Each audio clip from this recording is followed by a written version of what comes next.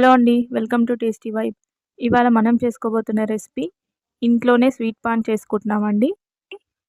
మనం బయట నుంచి పాన్ తెచ్చుకొని తింటుంటాం కదండీ! ఇలా ఇంట్లోనే హోమ్‌మేడ్ పాన్ చేసుకోవడం చాలా ఈజీ అండి. చాలా టేస్టీగా కూడా ఉంటుంది. అండ్ అన్నం తిన్న తర్వాత ఒక పాన్ వేసుకుంటే దీంట్లో మనం తమలపాకు యూజ్ చేస్తాం కాబట్టి తమలపాకుకు ఎన్నో మంచి గుణాలున్నాయండి. దీనివల్ల మనకు డైజెస్టివ్ సిస్టమ్‌కి చాలా మంచిదండి. దీనివల్ల అరుగుదల శక్తి కూడా పెరుగుతుంది. ఈ తమలపాకు వల్ల మనకు అన్ని ఆరోగ్య ప్రయోజనాలున్నాయి కాబట్టి, ఒకసారి ఇలా హోమ్‌మేడ్ పాన్ తయారు చేసుకొని తినండి. చాలా రుచిగా ఉండడమే కాకుండా, చాలా ఆరోగ్య ప్రయోజనాలు కూడా ఉంటాయి. ఇప్పుడు దీన్ని ఎలా తయారు చేసుకోవాలో చూసేద్దాం. దీనికి కావాల్సినవి మనం తమలపాకు తీసుకోవాలండి. చెర్రీస్ కూడా తీసుకోండి.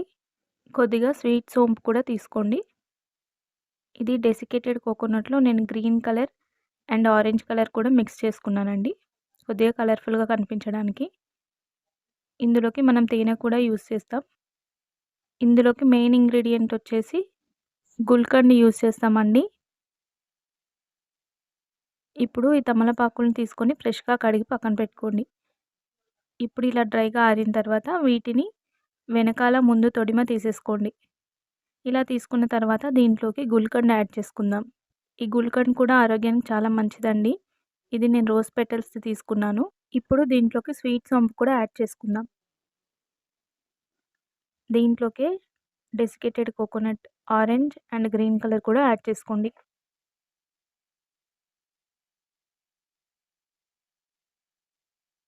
ఇవన్నీ యాడ్ చేసుకున్న తర్వాత టూటీ ఫ్రూటీస్ కూడా యాడ్ చేసుకోండి.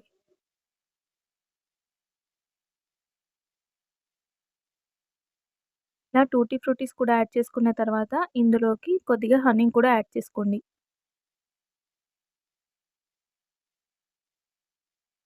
ఇలా అన్నీ యాడ్ చేసుకున్న తర్వాత ఇలా పాన్ షేప్‌లోకి ఫోల్డ్ చేసుకోండి.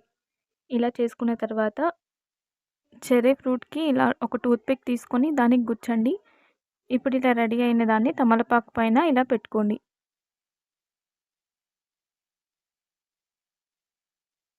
ఇలా షేప్ చేసుకోవడం వల్ల మనకు అచ్చం బయట దొరికే పాన్ లాగే ఉంటుంది.